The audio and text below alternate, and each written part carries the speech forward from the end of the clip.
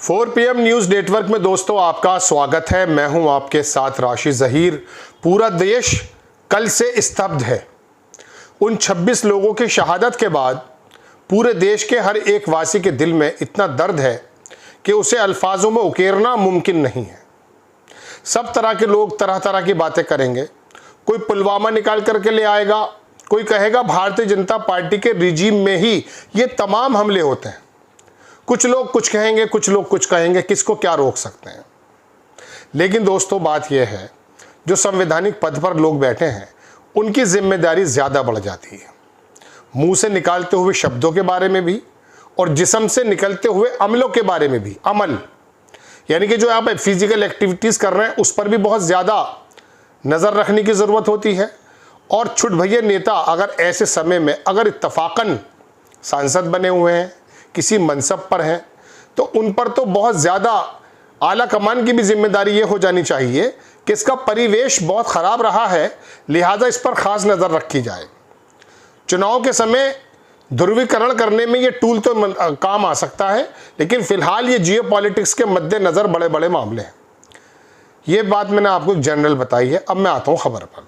खबर यह है कि पहलगाम के हमला होने के बाद निशिकांत दुबे ने देश के अंदर बसने वाले या दूसरी चीज़ों को लेकर संविधान के अंदर जो सुविधाएं दी गई हैं, जो फैसिलिटीज़ दी गई हैं, उसको ख़त्म करने की बात कही है। गोया के संविधान ख़त्म करने की बात कह दी गई है। आर्टिकल 26 और 29 के बीच में अल्पसंख्यक या बाकी कमज़ोर लोगों को जो सुविधाएं दी हैं, सबसे पहले उस आदमी को इलाज नज़र यह आया है कि उसको ख़त्म करने की बात करने लगा है। मैं आपको सिर्फ़ और सिर्फ पहले उसका बयान सुना देता हूँ, उसके बाद आपको अंदाज़ा हो जाएगा कि 26-29 ये क्यों ख़त्म करना चाहता। संविधान के अनुच्छेद 26 से 29 को समाप्त करने का समय पहलगाम हमले के बाद निशिकांत दुबे। मुझे लगा ये 26-29 मुझे मालूम नहीं था क्या है। मुझे लगा ये पहलगाम से अटैक, जो टेरर अटैक हुआ है, उसके संबंध में कोई मजबूत धारा होगी। तो पहले इनका पूरा व्याख्यान सुन लेते हैं क्या कह रहे हैं ये, उसके बाद हम आगे बढ़ेंगे। उन्होंने ये कहा है कि निशिकांत दुबे का बड़ा बयान, उन्होंने कहा कि अब संविधान से अनुच्छेद 26 से 29 को समाप्त करने का समय आ गया है। इस दौरान दुबे ने वोट बैंक की राजनीति की आलोचना की, साथ ही धर्मनिरपेक्ष नेताओं पर पाखंड का आरोप लगाया। जो सेकुलर नेता हैं उनको पाखंडी बताया। उन्होंने कहा धर्मनिरपेक्ष नेताओं को यह स्पष्ट करना चाहिए कि पहलगाम हमला धार्मिक उद्देश्यों से प्रेरित था या नहीं। और उनका जो ट्वीट है पूरा मैं वो बताना चाहता था, एग्जैक्ट शब्द क्या है। निशिकांत दुबे ने कहा कि संविधान के अनुच्छेद 26 से 29 को हटाने का समय आ गया है। उन्होंने कहा कि पाकिस्तान अधिकृत कश्मीर हमारा होगा, ये बात ठीक है। ये मोदी की सरकार है जिसमें गृह मंत्री अमित शाह हैं। उन्होंने वोट बैंक की राजनीति करने वाले धर्मनिरपेक्ष नेताओं पर निशाना साधा, जैसा मैंने आपको पहले बताया। अब आगे अखबार लिखता है दोस्तों कि भाजपा नेता ने पाकिस्तान के कब्जे वाले कश्मीर के संबंध में संभावित समाधान का संकेत दिया है। क्या संकेत है वो देखिएगा। उन्होंने गृह मंत्री अमित शाह का उल्लेख करते हुए कश्मीर मुद्दों को हल करने का वर्तमान सरकार की क्षमता पर विश्वास जताया।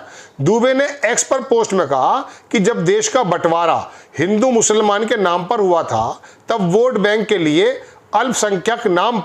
अल्पसंख्यकों के नाम पर मुसलमानों को अधिक अधिकार देकर हिंदुओं का दोयम दर्जे पर नागरिक बनाने वाला पहलगाम की घटना पर बताएं। आज की हत्या धर्म के आधार पर हुई थी या नहीं?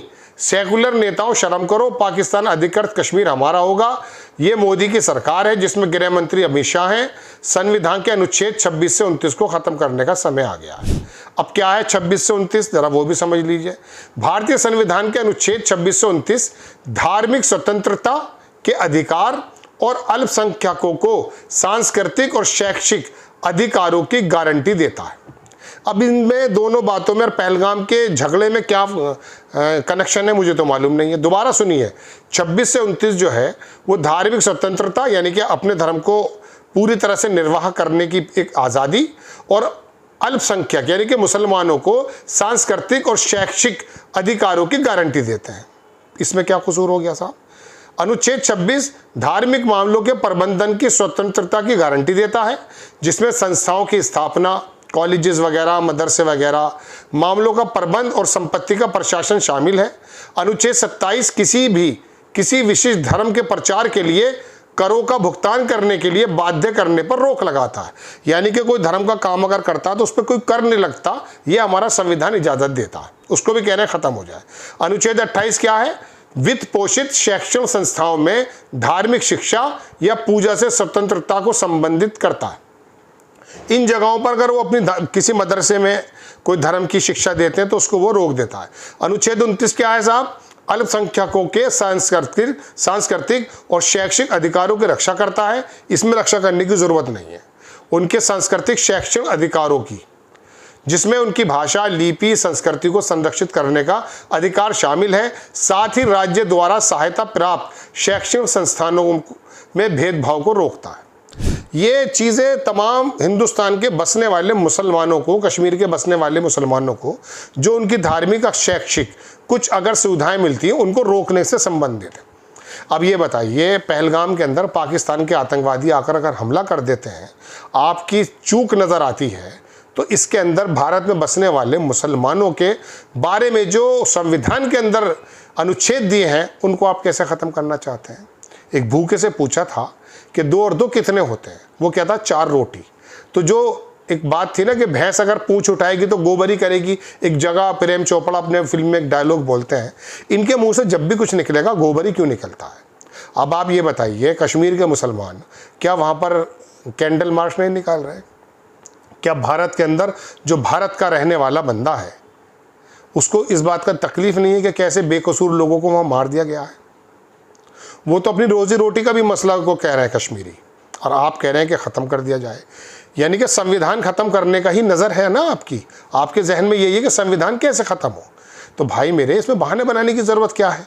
डायरेक्टली कह दो भाई, बात हुई है पहलगाम की, और आप भारत में बसने वाले लोगों के जो अधिकार हैं अल्पसंख्यकों के, उनको आप ख़त्म करने की बात करते हैं। चलिए, कश्मीर के अंदर अगर कश्मीरियों को कुछ एक्स्ट्रा मिल रहा था, उन्हें आपने ख़त्म कर दिया। देश ने किसी हद तक समझा भी है। लेकिन अब आप देश में बसने वाले या कश्मीर में बसने वाले लोगों की धार्मिक, शैक्षिक अगर संस्थाओं पर भी आप लगाना चाहते हैं, तो आप चाहते क्या हैं? अरे आप एक काम क्यों नहीं करते निशिकांत दुबे? आप ये जो 20 करोड़ लोग हैं, ये समंदर में तो फेंके नहीं जा सकते। देखिए दोस्तों, इनके आप वोट राइट ख़त्म करवा दीजिए। मैं अपने राशिद ज़हीर होने के नाते जो मुस्लिम संस्थान है, उनके आगे हाथ जोड़ लूँगा कि साहब आप अपनी वोट का राइट ख़त्म कर दीजिए। और छोड़ा क्या है आपने, बताइए? आप कहते हैं साहब योजनाएं दे दी, तो योजनाएं तो आप सबको दे रहे हैं। भाई भिखारियों को भीख तो सब दे देते हैं, देने वाला भिखारी की ज़ात कब पूछता है? भाई नहीं पूछता।